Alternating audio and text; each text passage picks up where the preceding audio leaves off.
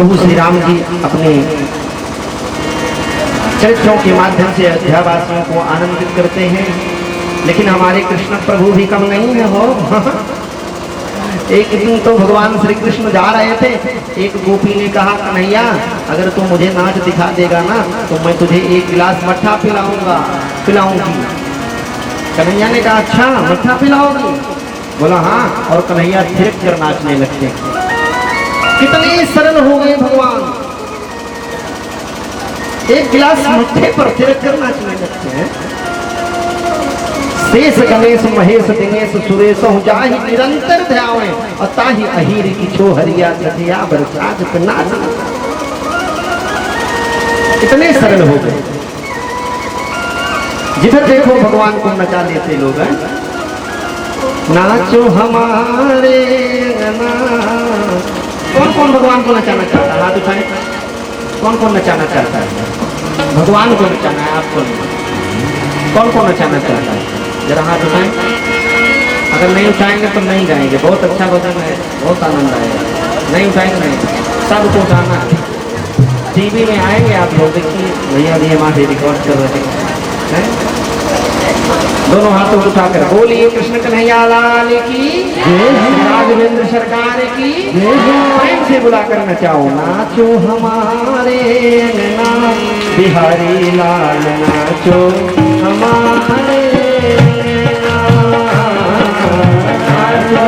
हमारे अंगना बिहारी लाल, नाचो हमारे अंगना, नाचो हमारे अंगना बिहारी लाल, नाचो हमारे अंगना, नाचो हमारे अंगना बिहारी लाल, नाचो हमारे अंगना। मेरे अंगना नाचो तुम्हें माखन खिलाऊंगी, मेरे अंगना नाचो तुम्हें माखन खिलाऊंगी, मेरे अंगना नाचो तुम्हें माखन खिलाऊंगी, मेरे अंगना नाचो तुम्हें माखन खिलाऊंगी। हाथों में दूंगी मुरलिया बिहारी लाल, नाचो हमारे अंगना, हाथों हमारे अंगना बिहारी लाल, नाचो हमारे अंगना, नाचो हमारे अंगना बिहारी लाल, नाचो हमारे अंगना, नाचो हमारे अंगना बिहारी लाल, नाचो हमारे अंगना।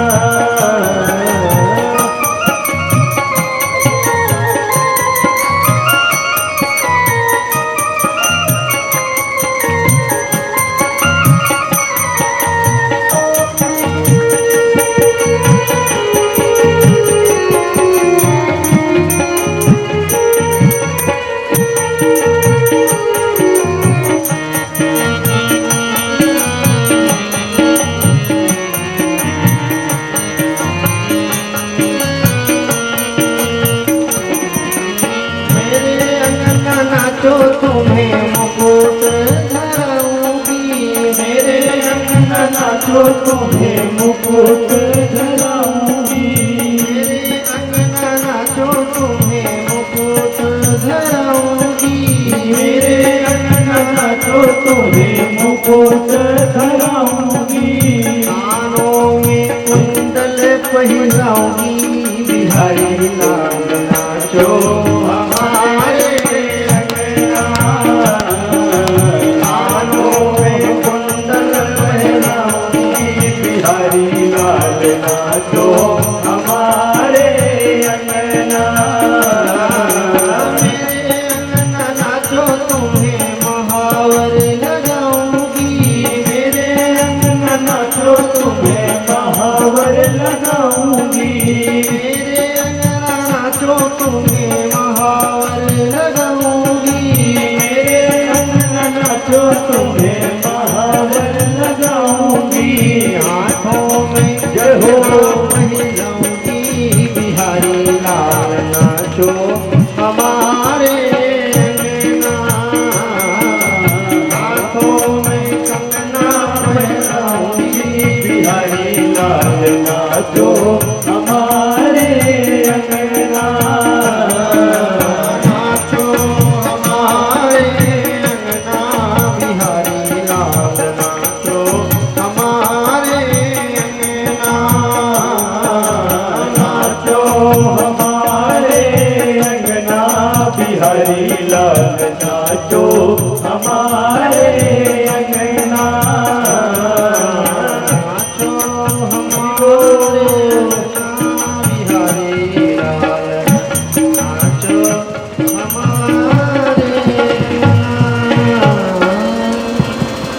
बोलिए श्री राघवेंद्र सरकार की।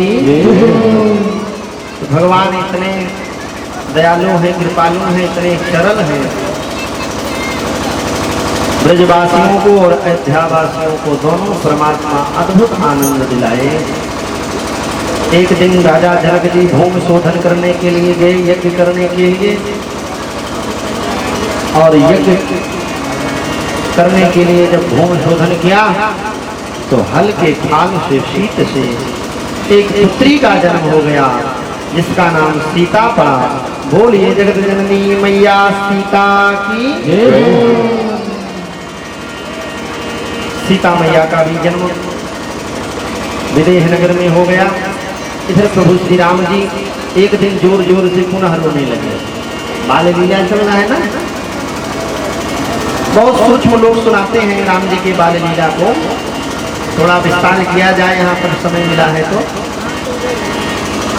राम जी रोने लगे, कौशल्या मैया कैकेयी सब ने चुप करा करके थक गए, चुप नहीं हुए। तो गुरुदेव वशिष्ठ जी को बुलाया गया। किसे? वशिष्ठ जी को। वशिष्ठ जी देखते ही समझ गए क्यों रो रहे हैं। बोले एक साथ लेटे नहीं है इसीलिए चारों कुमार, आपस में कितना प्रेम है भाई भाई। दूध किसी एक को दिया जाए तो वो पीता नहीं है, दूसरे को जब तक गिलास ना मिल जाए चारों भाइयों तब तक नहीं पीते। ऐसा भात प्रेम कहाँ मिलेगा देखने को, इसीलिए तो राम आदर्श है। आज तो जाकर देखिए कचहरी में तो 90% मुकदमा भाई भाई का चल रहा होगा। बोलिए सच्चिदानंद भगवान की। लेकिन धन्य है वो भाई जो एक साथ खेलते, एक साथ सोते, और आज सोने के लिए रो रहे हैं महाराज, सोने के लिए रो रहे हैं। वशिष्ठ जी महाराज ने कहा इन चारों कुमारों को एक सिंहासन पर सुला दो, चुप हो जाएंगे। सुलाया गया, चुप तो हो गए, लेकिन लखन लाल अभी भी रो रहे हैं। क्यों? क्योंकि अनन्यास चिंतयन्तो माम, अनन्य भक्त हैं लक्ष्मण जी महाराज, अनन्य सेवक हैं राम जी, वो रो रहे हैं। वशिष्ठ जी ने कहा ये लक्ष्मण जो है ना, इनको राम के चरण के पास लेटा दो, चुप हो जाएगा। और जैसे ही लखनलाल को राम के चरण के पास लेटाया, राम जी के चरण को मुख में डालकर चूसने लगे और चुप हो गए। बोलिए सच्चिदानंद भगवान की। इस तरह से राम जी ने अद्भुत बाल लीला किया। और अब चारों कुमार धीरे धीरे बड़े हो रहे हैं, धीरे धीरे चारों कुमार बड़े हो रहे हैं। एक दिन एक दासी भगवान के वियोग को सहन नहीं कर सकी, दोपहर से लेकर रात 12 बजे तक भगवान के दर्शन के लिए रोई। इतना रुदन किया, इतना रुदन किया, इतना रुदन किया कि उसके धैर्य का बांध टूट पड़ा। सारे अयोध्यावासी जाकर के राम का दर्शन कर रहे हैं, मैं नहीं कर पा रहा, मुझे कोई महल में जाने नहीं देता। अंदर में जो राम जी की सेवा में दासियां लगी थी, वो आकर के बाहर बताती तो उसको और दुख होता। रात को 12 बजे अधीर हो गई, उसके बांध टूट पड़े धैर्य के, और वहां से वो भागते हुए दशरथ जी महाराज के महल के पास आए। और वो खड़ी होकर रोते हुए प्रतीक्षा कर रही है, मन में विचार कर रही है, जैसे सुबह होगा वैसे मैं भागते हुए अंतरपुर में जाऊंगी, राम का दर्शन करूंगी, चाहे कोई मुझे मारे पकड़े जाए जो करे। अंदर राम जी को पता चला।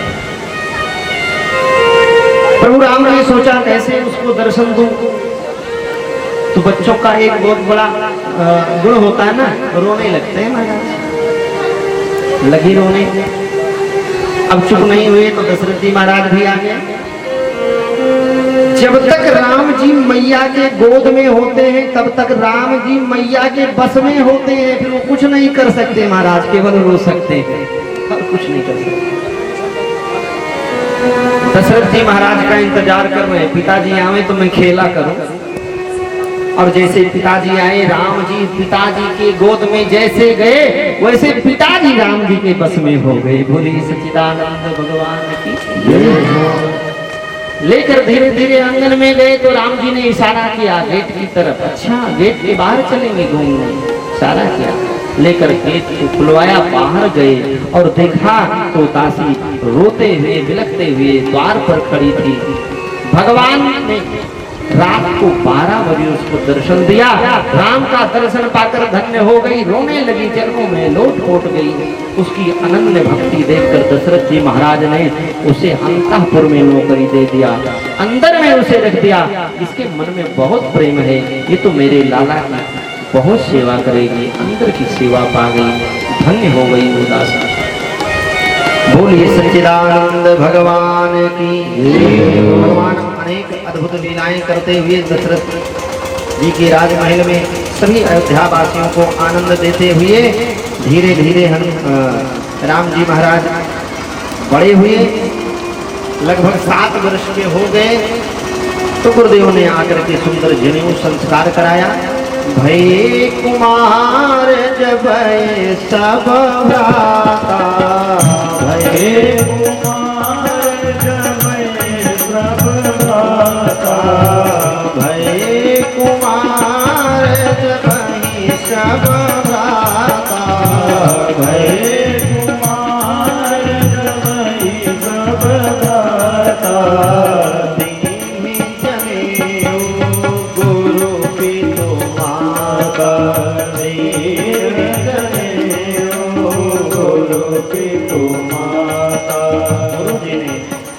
संस्कार कराया, चारों कुमारों का जनेऊ दिव्य संस्कार हुआ।